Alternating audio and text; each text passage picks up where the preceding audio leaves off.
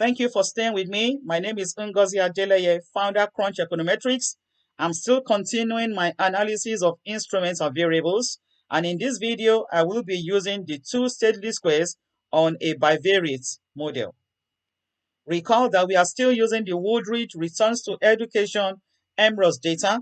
I have provided both the data and the do file for you to replicate this analysis. Check in the video description and you have the links which will take you to my ResearchGate account where you can get access to both the data and the do file.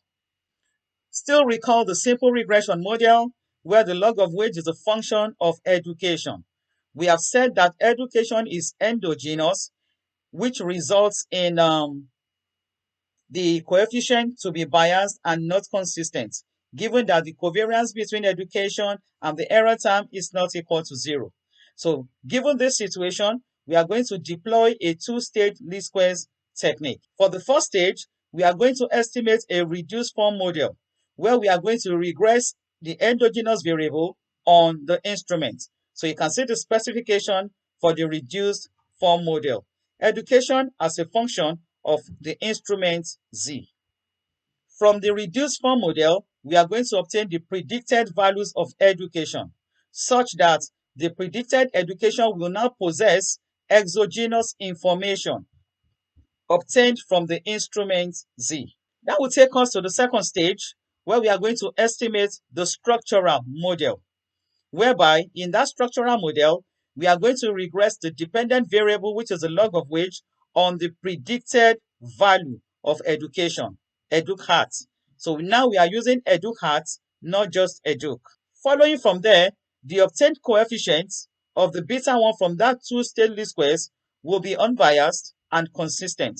This is because educ_hat is exogenous and it is uncorrelated with the error term.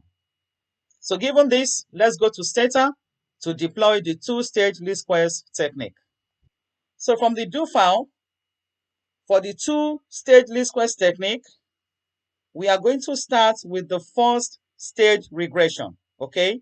So from the first stage regression, we are going to regress the endogenous variable educ on the instrument father educ, as you can see from here, and I'm going to tell Stata to store the results. So I have highlighted both, regressing education on father educ, controlling for heteroscedasticity, and I'm telling Stata, store these results. Execute. So this is the results for the reduced form analysis, okay? This is the results. So we can see that father educ is positive, statistically significant, and Stata has stored the results. So from the reduced form model, we can easily say that another year of father's education is associated with a 0.28 increase in years of education for the working woman. This is a female data, okay? Because we have a positive coefficient, so we can say that father educ significantly increases or improves the education of a female. So whenever you estimate a reduced form model, check the coefficient of your instrument whether it satisfies the attributes of a good coefficient. How will you know that? Once the coefficient is statistically significant, it satisfies the relevance attributes of a good instrument. So next, we are going to proceed to estimate the second stage part of this regression. So to proceed to the second stage, we have to obtain the predicted values of education. So I'm going to execute predict educ_hat, xp. Execute. So you can see that the predicted values, Stata have done that. So having obtained educ_hat, we proceed to estimate the second stage.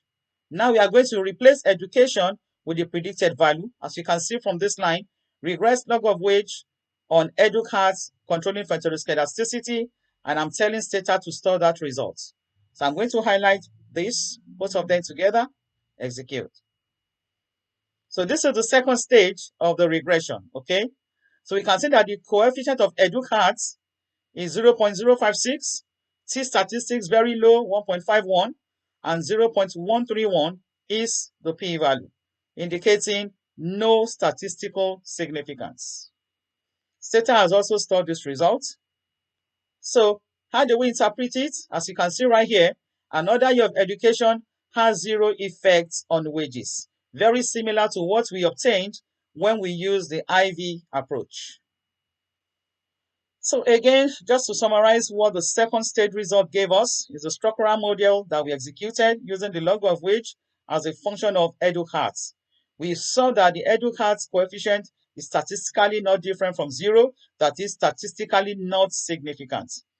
Edu-Hart is exogenous, having incorporated information from father Edu, remember that, and we can also say that the coefficient of Edu-Hart satisfies the exogenous attributes of a good instrument. Again, we can see that the two-stage least squares result is very similar to that of the IV results. So the second stage approach will often satisfy the exogeneity attributes of a good instrument. Now, there's need to talk about the two-stage least squares and standard errors. There's often the need to correct standard errors from the two-stage least squares regression. Recall that in OLS, which is outside the scope of this video, the variance of the OLS beta estimate is depicted as this, as shown right here, where sigma is the variance of the error term and the SST is the total variation in X. Now, for two-stage least squares, the variance of the beta estimate is depicted as this. You can see the difference now.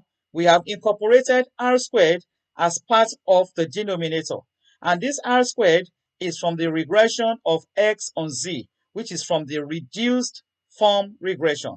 Okay, now from here we can easily deduce that as the R squared from the reduced form regression increases, if that R squared increases, then the variance from the beta 1 two-stage least squares will mirror or will equate to the variance from the beta OLS estimates.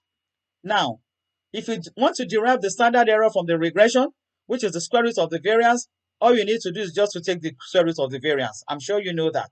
Okay? Now note, if the R squared is less than 1, then the variance of the beta estimates from the two-stage least squares will be greater than that of its OLS counterparts. Okay? If the R squared is very low, it will imply that there is a weak relationship between X and Z, that is between the endogenous variable and the instrument, which will result in a higher variance, higher standard errors, and low or less significant coefficients, as we observed in the two-stage least squares and IV results. Hence, a higher R squared that is close to 1 is preferred from the reduced form regression. Also note that in a regression with one endogenous regressor, as we have in this example, X is replaced by X bar based on the instrument. Then the two-stage least squares estimates will equate the IV. That is why we were able to obtain very identical or similar results.